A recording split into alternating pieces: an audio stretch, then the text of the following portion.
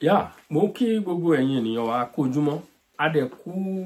àmójúbà oṣù tuntun happy first Sunday happy new month the first day of this month ọjọ́ àkọ́kọ́ ní oṣù yìí á san wá sówó oṣù yìí á san wá sọ́mọ oṣù yìí á san wá sí àlàáfíà àìkú èyí tí ń ṣe baálẹ̀ ọ̀rọ̀ mo kí wa ẹ̀yin ènìyàn mi mo fi ìyọ́nú Ọlọ́run bẹ̀ yín ẹ bá mi wo fídíò dé ìparí ẹ wá gbọ́ ọ̀rọ̀ lẹ́nu arákùnrin ṣé ẹ mọ̀ pa ń pariwo ọ̀rọ̀ wa dàbá agogo ni ariwo ṣáá ni ti wà wọ́n ní igbe kíké báyìí ní ti ẹyẹ lóko àwa ò kì í ṣẹyẹ ọmọ ènìyàn ni wá àkíyèsí yín là ń pè sí gbogbo àwọn kan wọ̀nyí ó ń bọ̀ àwọn náà dẹ́ẹ̀dì láyà àtijọ́ nísẹ̀yìn ojú náà mú tó ẹgbọ́n nǹkan tí àáfàá ń sọ lẹ́nu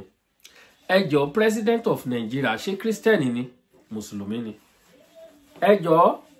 assistant mọ́lá assistant ẹjọ́ vice president assistant náà ni ẹjọ́ vice president of Nigeria kí ló jẹ́ o mùsùlùmí ni ẹ wá gbọ́n tarakùnrin ń sọ governor Ogun State ẹ wá nǹkan ṣe o gbogbo governor ilẹ̀ Yorùbá so a lè rí eléyìí ẹ ti mọ̀ pé ọmọ àlè ni màá fi ohun yẹn lẹ́ẹ̀sì kẹ́ ẹ gbọ́ ẹ ti mọ̀ pé eléyìí kì í ṣe Yorùbá ó wá fẹ́ lọ máa pàdé àpòpọ̀ pọ̀ láwọn Fúlàní kẹ́ wá jẹ gómìnà ní state kan ní ilẹ̀ Yorùbá kò sí nǹkan tí etí ò ní gbọ́ lórí social media yìí kò sí nǹkan tí etí ò ní gbọ́ lẹ́nu ẹ̀yin àfáwọn yìí ṣé ẹ̀yin nìkan ni ẹ̀yin palẹ̀ ni ẹ̀yin pẹ̀lẹ́ níbi ẹ̀kún àpọ̀kọjẹ ẹ̀yin ènìyàn mi ò ní fàágùn mi ò fẹ́ fàájà ẹ jẹ́ ká farabalẹ̀ ká gbọ́ nǹkan tí ò sínwé àfáà ń sọ lẹ́nu gbóhùn sókè àfáà. ẹ làbúrò làbẹ̀ òdòlé ẹ máa gbọ́ kan tí àfáà yìí ẹ máa gbọ́ kan tó ń sọ wọ́n ti ń pláàni another Boko Haram nílẹ̀ Kóòtù Òjíire kéré o àwọn ìbádàn wọ́n ti ń kúkú Boko Haram o ẹ mọ́ jẹ́ ká finá sólórù lẹ́sùn o ẹgbọ́n kan tó sọ bí. Alhamdulillah, we thank Allah subhanahu wa ta'ala for giving us the opportunity to offer our Salatu Zuhr. May Allah accept it from us. What we come here to tell you, our Muslim brothers, more especially the Hausa Jomo, Yoruba Muslim, need your assistance. In Yoruba land, the non-Muslim, Christian, the Kufar, they are cheating us seriously. You Hausa, if they won't give you, they believe saying a Muslim they for Hausa. If they want being somebody will go lead Nigeria, now Muslim they go give from Hausa. But if they won't give us somebody from Yoruba land, now Christian they go give us. They talk say Yoruba na Christian land. Now the thing where they spread, and now we Muslim we they marry 2, 3, 4. Yoruba Muslim they marry 2, 3, 4. Pastor no they marry 2, 3. Now Muslim plenty for this Yoruba land. Look for instance, Ogun State, where we dey now. Governor, what they don't do for Ogun State, we be Christian, there be 4. Muslim na 1. Na Amosu. Another Muslim do better pass. Christian talk say, this Ogun State, now only Christian go dey rule am. Now we need your assistance. Any Muslim waiting for this Ogun State, may you support us. The 2027, we want Muslim to become governor for Ogun State. Yoruba no fit do am only. You Hausa Muslim, Yoruba Muslim will be one. Innamal mu'min. Forget about Yoruba. All of us now Muslim. Anything where they suffer Yoruba, they suffer Hausa.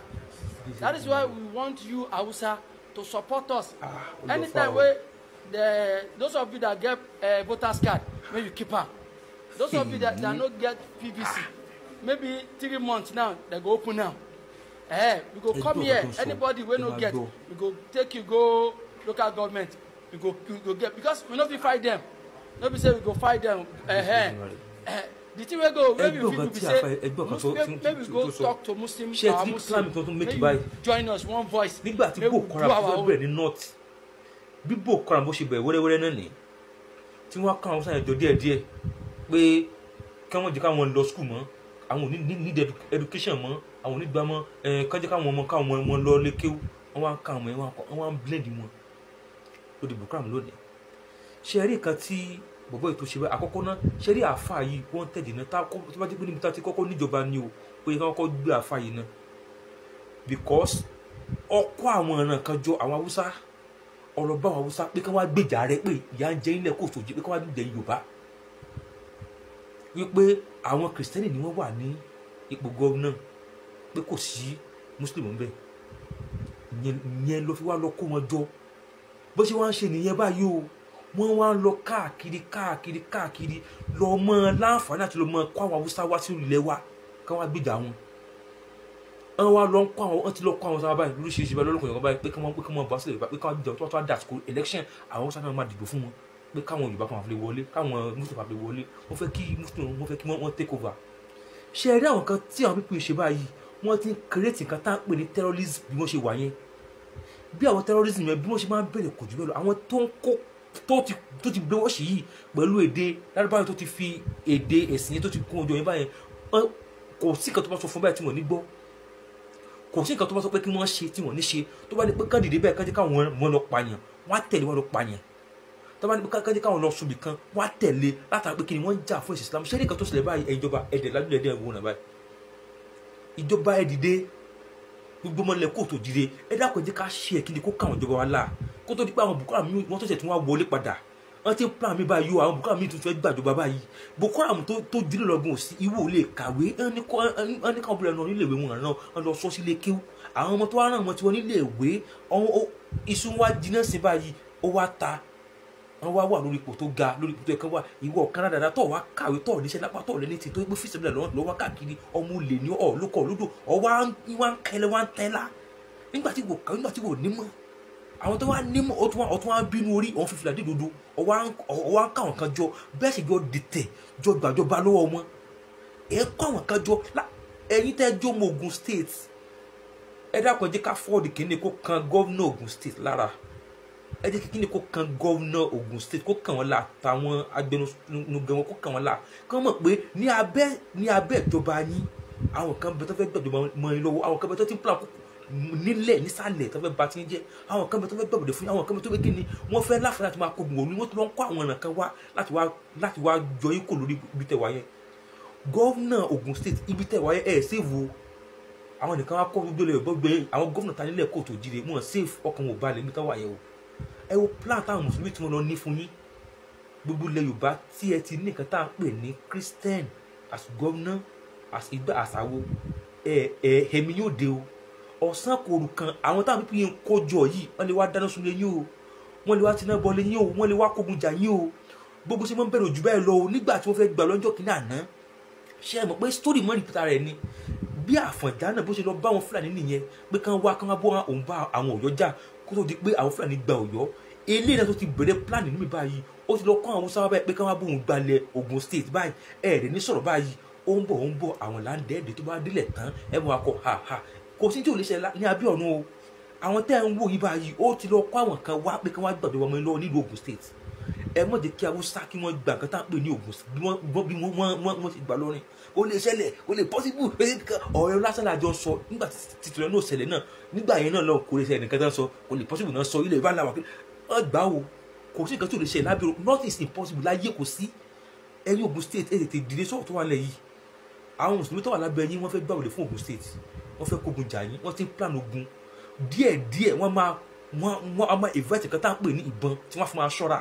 àdá tí wọ́n fi máa ṣọ́ra á máa fún wọn ní ìkógun pé dédédédé àwọn gbọ́dọ̀ take over bẹ̀ yẹn ṣe é pé tó fẹ́ take over bì kan kò sóri tí wọ́n ní dá kò lè sọ́nà tí wọ́n ní gbà wọ́n padà máa fúnra wọn ní ammunition láti bá fi lè kógun jà bí tẹ̀ wá yẹn àáfà tó sọ̀rọ̀ yìí ẹ jẹ́ ká ẹ bá present àáfà yìí jáde ó yẹ kí ẹ fi owó òfin gbé àáfà yìí àwọn mẹ́bàá Haúsá tó ti brainwash yẹn ẹ gbọ́dọ̀ tètè wá nǹkan ṣe lórí wọn ká tó lè máa pass information yẹn báwọn ará wọn yòókù ogun tí ń bọ̀ lẹ́ Yorùbá o ogun ti wọlé o ogun ti wọlé táwọn Haúsá tó máa take over báyìí àwa ni àmọ́ ni wọ́n ti fẹ́ fi torí ẹ̀sìn torí nǹkan tá à ń pè ní ẹ̀sìn wọ́n fẹ́ fi ba ìjọba ọdún àbílẹ̀ kóòtù jíire jẹ́ wọ́n ti gbé ẹ̀sìn sórí pé ẹ̀sìn àwọn nìkan lójú máa túlẹ̀ kóòtù jíire ní àtijọ́ tí àwọn ẹlẹ́sìn tó ti wà lókè àwọn èèyàn sọ̀rọ̀ àwọn àtàwájọ́ mọ nílùú gẹ́gẹ́gẹ́gẹ́ àwọn oníṣẹ̀ṣe afọlẹ́ náà àwọn wòye ibi tó bá lè bá dé ṣe ti rógun tí wọ́n plan báyìí ṣe ti wọ́n láti wọ́n dálẹ̀ báyìí ìjọba ẹ dìde ẹ gbọ́dọ̀ find something to do tó bá ṣe tán kò ní kẹ́yìn nìkan mọ́ àpàdà kan náà àtàǹsọ̀rọ̀ yìí náà o ogun ti wọlé Ogun State ẹ bá wa ṣe kó kan wọn ará Ogun State lára o ẹ bá wa ṣe kó kan wọn lára o tó. ṣé gbọ́n nǹkan tó sọ ẹ̀yin náà fẹ́ tí ara yín gbọ́ nígbà tí ẹ rí àwọn ms bàbá àwọn atamátàsé àwọn bàbá àwọn àkọ́bí ọlọ́ba àwọn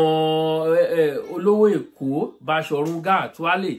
tẹ bá rí wọn tí wọ́n ń ṣe gbogbo àwọn nǹkan tí wọ́n ń ṣe lórí TikTok ó máa ń dàbí ni pé wọn ò mọ̀ nǹkan tí wọ́n ń ṣe ẹ̀yin ènìyàn mi nǹkan tí wọ́n ṣe pọ̀ wọ́n pàkíyèsí ni kẹrí nǹkan tó ń lọ àwọn àkóbá mojú fíran kan lánàá nípa bàbá wa Samuel Ajayi Crowther àwọn àkóbá tó ń ṣe sílẹ̀ Yorùbá títí dèní ó sì ń ṣẹlẹ̀ nígbà tí ẹ bá ń fi sìtáànì tẹ fi ń pe èṣù ṣe rí pé kan méjì yóò jọra wọn òun náà làwọn nǹkan tẹ́ ẹ̀ rí lé ní òun nìkan tẹ́ ẹ̀ rí táwọn ẹlẹ́sìn mùsùlùmí náà ń ṣe ẹ wá ní ẹni mùsùlùmí ẹni Haúsá ẹni Fúlàní tó bá ti lè jẹ́ mùsùlùmí ọmọ ìyá àti tiyín ni ṣùgbọ́n tó bá ti jẹ́ Yorùbá tó jẹ́ Kìrìsìtẹ́nì kì í ṣọmọ ìyá yín Yorùbá tó bá jẹ́ oníṣẹ̀ṣe kì í ṣọmọ ìyá yín ẹ jọ ṣé gbogbo ilé mú ọpọlọ wá ẹ jẹ́ ká jọ gbé ọ̀rọ̀ yìí ẹ̀ wò ṣé ohun tí ẹ̀ ń sọ ṣé ohun tí ẹ̀ ń ṣe ṣé ó mú ìlàkàyè wá ẹ kọ́kọ́ digest ẹ̀ ṣé ó mú ìlàkàyè wá ṣé lè mú ìlàkàyè ṣó ó jẹ́ ohun tó gbá ó jẹ́ ohun tó burú jáì àwọn kan wọ̀nyí burú jáì àwọn ẹ wo wọ́n ní àgbàrá òjò lòun ò nílé wó onílé ni ò ní gbà fún torí onílé tó bá rí pàgbàrá ó ti ń gbẹ̀gbẹ̀gbẹ̀ ilé mi ó máa rọra dàbá ìtì ẹ̀gbá bíi mí lọ bọ́ọ̀rọ̀ yín ṣe rí nìyẹn àgbàrá òjò ní ọ̀rọ̀ yín àáfà ilẹ̀ Yorùbá wàláhì ẹ̀ lè ṣe nǹkan kan bẹ́ẹ̀ ni ẹ ti rí àwọn kìrìsìtẹ́nì kọ̀ọ̀kan àwọn torí ẹ̀yin náà gbogbo yín náà lẹ́ ń jó oògùn àwọn kìrìsìtẹ́nì kan jáde síta wọ́n sọ gbangba ọ̀dọ̀ ààrẹ àwọn àáfà no ẹ má jẹ́ ká kó wọn pọ̀ àwọn àáfà kan wà àwọn àáfà gidi tó máa ń sòun tọrọ tó máa ń jẹ́ ká mọ̀ pé no àwọn àáfà náà àwọn náà ń jó oògùn kí ló wá dé tẹ́ ń tọ̀ sínú ẹ̀kọ́ dí síta ń tọ̀ sínú ilé ọ̀rọ̀ yín dàbí adìyẹ ni ọ̀rọ̀ yín dàbí adìyẹ tó ń tọ̀ sínú kòkó ọbẹ̀ tó dẹ̀ mọ̀ pé oró nìyẹn ló ń tọ̀ sí yẹn bó ṣe rí gẹ́lẹ́ nìyẹn ẹ gbọ́rọ̀ sọ̀rọ̀ ọ̀rọ̀ lélẹ́yìí ṣe rí pé a ní láti tètè múra sí wọ́n fẹ́ fọ́ọ̀mù Boko Haram sílẹ̀ Yorùbá òun nìkan tí wọ́n fọgbọ́n sọ fún wa yẹn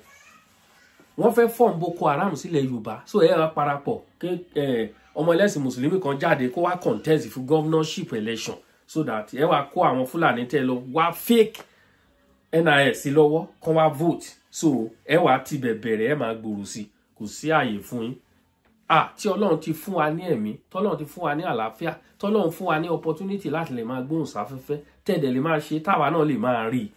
àtakò yín àádẹ́ pé àkíyèsí gbogbo àwọn èèyàn wa káàkiri ilẹ̀ Yorùbá pé kán gbẹ́sẹ̀ lé ẹ̀yin ènìyàn mi ẹ̀ ní lá fún èmi ọmọ ọ̀rẹ́ yín náà ni olólùfẹ́ yín tẹ̀ ti máa Kalamago TV ẹ̀yẹ méjì kì í jàṣà